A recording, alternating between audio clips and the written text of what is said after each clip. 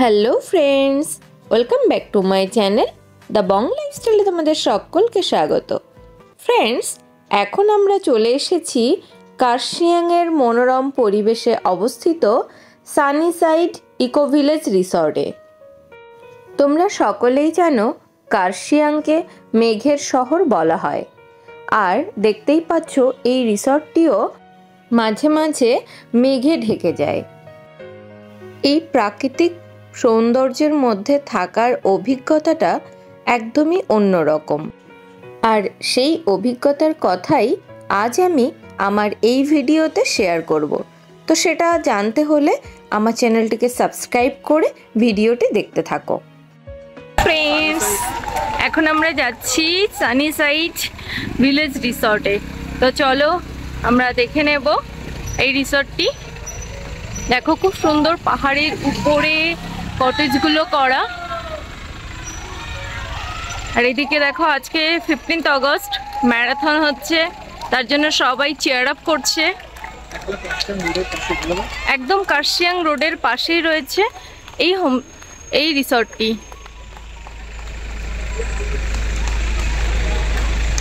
খুব সুন্দর জায়গা। দেখো, এখানে অনেকগুলো বসার স্পেস আছে একদম রোড সাইডেই। খুব সুন্দর করে সাজানো গোছানো। এখানে একটা ছোট্ট গার্ডেন করা আছে। এই রিসর্টগুলো খুব সুন্দর। ভেতরে ঢুকি, এই সিঁড়ি বেয়ে বেয়ে আস্তে আস্তে উপরে উঠতে হবে। দেখতেই পাচ্ছ বন্ধুরা, যেহেতু পাহাড় কেটে কেটে এই সিঁড়িগুলো করা, তাই এই সিঁড়িগুলো কিন্তু একটু খাড়া হবে। আর তোমাদেরকে বলে রাখি, তোমাদের সঙ্গে যদি বয়স্করা কেউ থাকে তাদের জন্য একটু অসুবিধাজনক হতে পারে। এখানে পাহাড়ের প্রত্যেকটা ধাপে ধাপে একটা করে কটেজ রয়েছে। তো চলো আমরা প্রথমে এই কটেজটি দেখে নিই।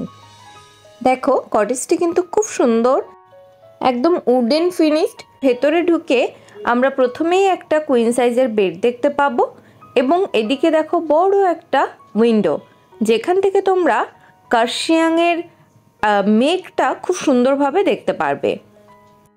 এছাড়া এই রাস্তা দিয়েই কিন্তু টয় ট্রেনটা যায়, তোমরা ঘরে বসে বসেই সেটাও দেখতে পারবে। তো দেখো, এই রুমের ভেতরে দুটো চেয়ার আছে এবং একটা টেবিল এক্সট্রা দেওয়া আছে। আর এদিকে দেখো, ফায়ার প্লেসও রয়েছে, যেটি খুব ঠান্ডায় তোমাদের খুব সাহায্য করবে। এছাড়া এই রুমের সাথে তোমরা অ্যাটাচড বাথরুম পেয়ে যাবে। দেখো, ওয়াশরুমে গিজার রয়েছে এদিকে, আর ওয়াশরুমটা কিন্তু বেশ বড় এবং নিট অ্যান্ড ক্লিন। এই পাহাড়ের উপরেও এত সুন্দর করে সাজানো গোছানো একটা কটেজ, তা ভাবাই যায় না। দেখো, এদিকে সমস্তটাই ওয়েস্টার্ন সিস্টেম। বেসিন কিন্তু ওয়াশরুমের মধ্যেই, মিরর রয়েছে একটা। যদি কারেন্ট না থাকে তাহলেও তোমরা গরম জলের সুবিধা পাবে, ওরা রুমে এসে দিয়ে যাবে।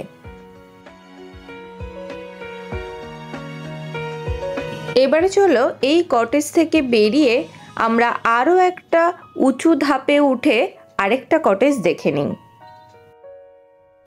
দেখো, উপরে উঠতে গিয়েই ডান দিকে তোমরা আরও একটা রুম পেয়ে যাবে, এবং তারও উপরে রয়েছে আরও একটা বড় রুম।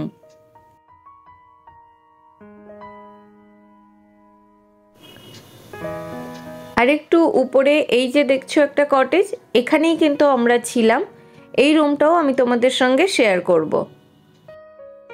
তো বন্ধুরা, তোমরা যারা এরকম জায়গায় থাকতে চাও এবং নর্থ বেঙ্গলে ঘুরতে আসতে চাও, তারা কিন্তু আমাদের সাথে যোগাযোগ করতে পারো। আমরা সমস্ত অ্যারেঞ্জমেন্ট করে দেব, এবং এই ডেসক্রিপশন বক্সে আমাদের কন্ট্যাক্ট নাম্বার থাকবে, তোমরা আমাদের সাথে সেখানে যোগাযোগ করতে পারো। চলো আর কথা না বাড়িয়ে এই রুমটা দেখে নিই। রুমটা কিন্তু বেশ বড়, প্রথমেই বলছি।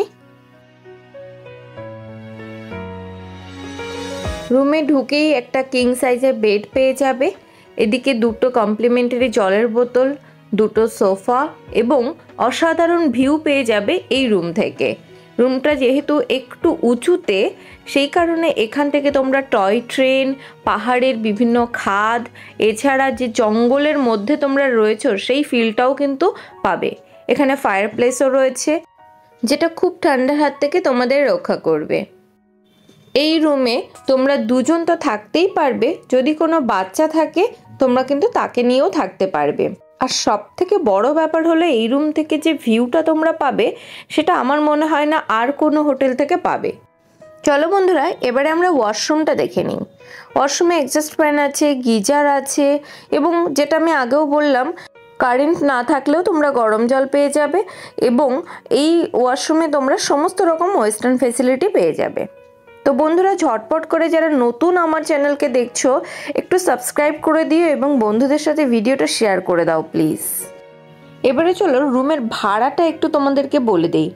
এই রুমের ভাড়া আছে পার হেড 1500 টাকা করে, ইনক্লুডিং ব্রেকফাস্ট, লাঞ্চ, স্ন্যাক্স এবং ডিনার। অর্থাৎ তোমরা 4 বেলা খাবার এবং থাকা মিলে একজনের জন্য 1500 টাকায় কিন্তু পেয়ে যাচ্ছ, এবং কমপ্লিমেন্টারি চা কফি তো আছেই।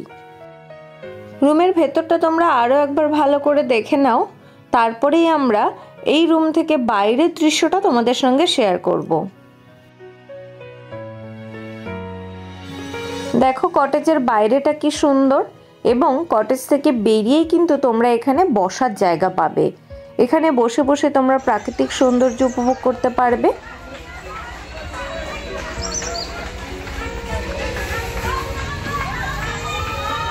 দেখো এই দিকটা তোমরা যতটা যাবে আস্তে আস্তে পাহাড়টা দেখতে পারবে, এবং এটা যে ঘন জঙ্গলের মধ্যে সেটাও কিন্তু তোমরা উপভোগ করতে পারবে।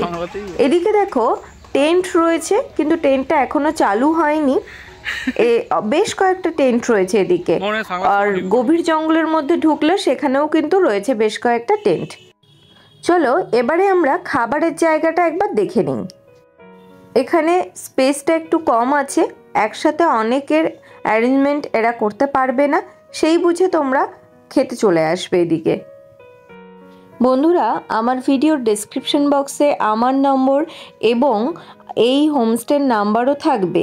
তবে বলে রাখি, তোমরা যারা নর্থ বেঙ্গলে ঘুরতে আসতে চাও তারা আমার সঙ্গে যোগাযোগ করতে পারো। আমি তোমাদের গাড়ির ব্যবস্থা, হোমস্টের ব্যবস্থা সবটাই করে দেব। তো যদি কোনো কোয়েরি থাকে তাহলে কমেন্টে আমাদেরকে জানিও।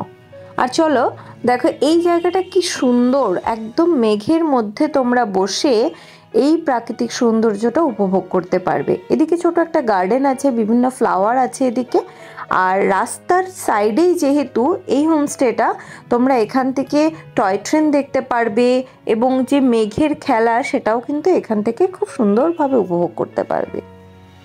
তো চলো ভিডিওটা এখানেই শেষ করছি, ততদিন ভালো থেকো, সুস্থ থেকো।